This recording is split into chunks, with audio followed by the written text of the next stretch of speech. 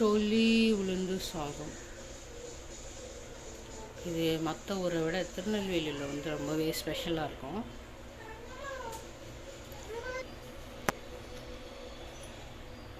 Cooker காய வச்சுட்டு maximum நல்லெண்ணெய் வந்து சேர்க்குற மாதிரி பார்த்துக்கணும். முக்கியமாக அந்த சாப்பாடு எதுக்குன்னு பார்த்தீங்கன்னா பேக் பெயின்.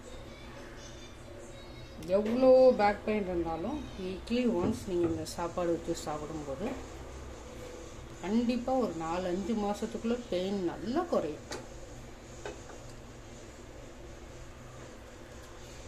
நல்லா எண்ணெய் காஞ்சிக்கிட்டோம், சூடு நல்லா பார்த்துக்கணும்.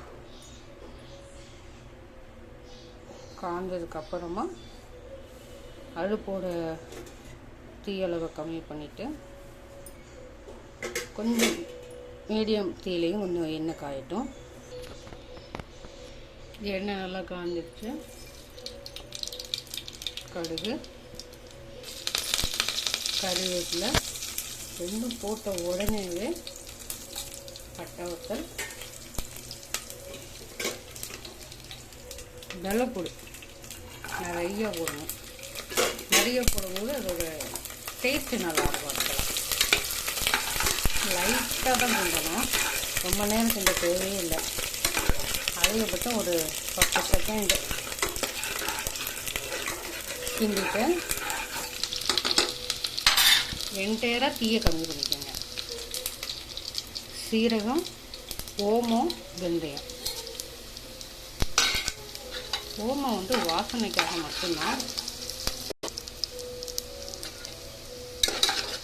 ஓரளவுக்கு நல்லா வெந்ததுக்கப்புறமா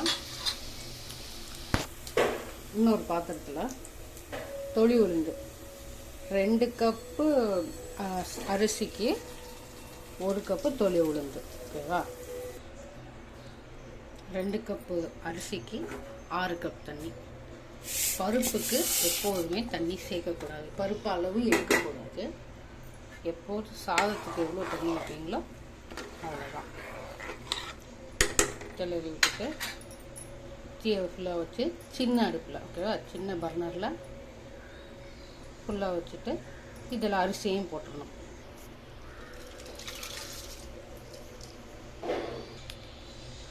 அதுக்கப்புறம்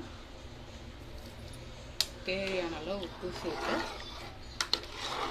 நல்லா மிக்ஸ் பண்ணிவிட்டு அதை அப்படியே கொஞ்சம் கொதிக்க விடுங்க. குக்கர் விசில் விட்டு இறக்குறதா இருந்தால் இந்த கலவை கொதிச்சதுக்கப்புறமா விசில் போட்டு 4 விசில், இல்லை அப்படியே வந்து சாதமாகவே பண்ணுறீங்க அப்படின்னா 6 கப்பு தண்ணிக்கு பதிலாக 4 கப் தண்ணி வச்சு சாதம் வந்து வேக விடுற மாதிரி வேக விட்டு இறக்கணும்.